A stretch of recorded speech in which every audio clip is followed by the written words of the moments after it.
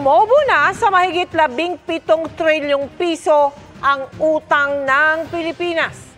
Puna ng isang ekonomista, gumagastos pa rin ang gobyerno na parang may pandemya. Ang tugon dyan ng gobyerno at kung may balak bang magdagdag ng buwis. Sa pagtutok ni Mariz Umali.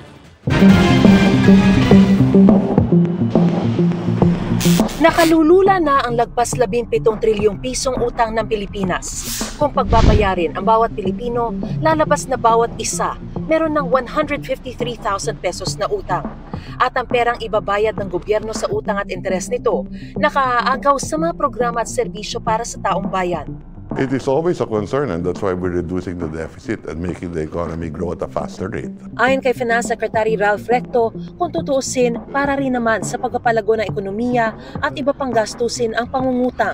Yung inuutang natin, ginagastos natin, yung sa domestic part, yun din sa mga karamihan ng mga infrastruktura natin. Halimbawa, tulay, kalsada, airport, seaport, irrigation, dyan napupunta yung utang natin. Ganito na rin naman ang ginagawa ng mga pribadong kumpanya kung gusto nitong lumaki ang kita na makalilikha ng dagdag trabaho.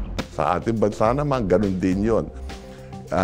Can we borrow money to make the economy grow at a faster rate by giving jobs to people and reducing poverty?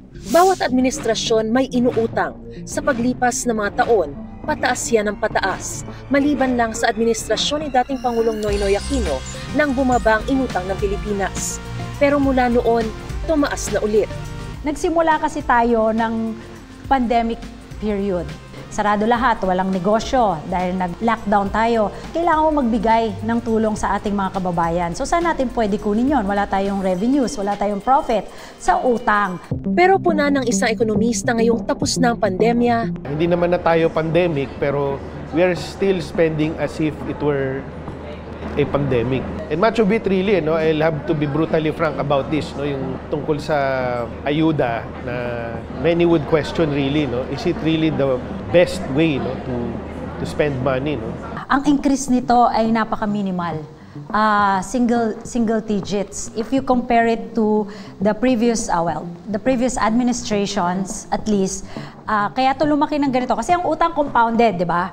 Kahit ang mga mayayamang bansa nangungutang, sa Southeast Asia, mas malalaki pa ang utang ng Singapore, Indonesia at Thailand kaysa sa Pilipinas. Yan ang katotohanan. Lahat yan may utang. Bukod kasi sa laki ng utang, ang mas dapat tinitignan ang kakayahan ng isang bansa na magbayad. Nasusukat yan ng debt to GDP ratio o ang halaga ng mga produkto at serbisyo sa isang bansa sa loob ng isang taon kapag ibinangga sa ibinabayad sa utang.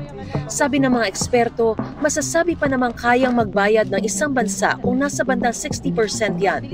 Sa Pilipinas, pinakamataas na simula noong 1987 ang mahigit 71% na debt to GDP ratio noong 2004. Bago yan, tuloy-tuloy nang bumaba sa halos 40% na lang noong 2019 bago tumaas na naman.